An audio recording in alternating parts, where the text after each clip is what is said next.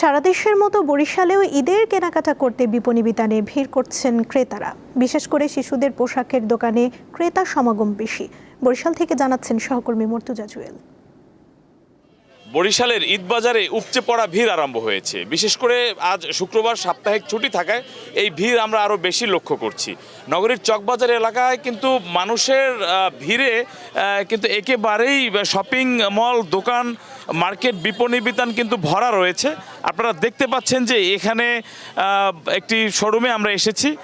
উপচে পড়া ভিড় এখানে ক্রেতাদের রয়েছে। বিশেষ করে শিশুদের যে কর্নারটি রয়েছে সেখানে কিন্তু সবথেকে বেশি ভিড় আমরা লক্ষ্য করছি।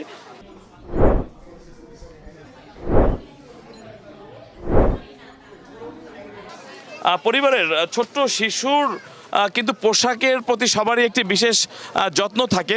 এই লক্ষ্যে কিন্তু শিশুদেরকে নিয়ে এখানে অভিভাবকরা এসছেন এবং বিভিন্ন ধরনের পোশাক এখানে তারা ক্রয় করছেন।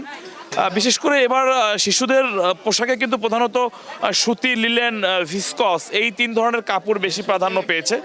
তবে সুতি কাপড়েরই কিন্তু সরবরাহ এবং চাহিদা সব থেকে বেশি রয়েছে এখানে। বিশেষ করে সামনে গরমকে মাথায় রেখে কিন্তু পোশাকের রং বাছাই করছেন অভিভাবক এবং শিশুরা।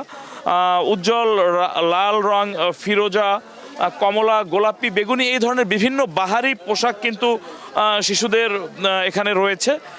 ছেলে শিশুদের ক্ষেত্রে কিন্তু আমরা দেখতে পাচ্ছি যে ধূসর, বাদামি এবং বিভিন্ন ধরনের পাঞ্জাবি রয়েছে, স্ট্রাইপের বিভিন্ন ধরনের গেঞ্জি, শার্ট এগুলো রয়েছে। আর মেয়ে শিশুদের ক্ষেত্রে কিন্তু frock, three piece, baby gown এই ধরনের পোশাক আমরা এখানে লক্ষ্য করছি। মূলত এই ভিড় কিন্তু চলবে একেবারেই শেষ রমজান পর্যন্ত এবং ক্রেতারা বলছেন যে আকর্ষণীয় পোশাক পর্যাপ্ত পরিমাণে থাকলেও মূল্য কিন্তু কিছুটা চড়া।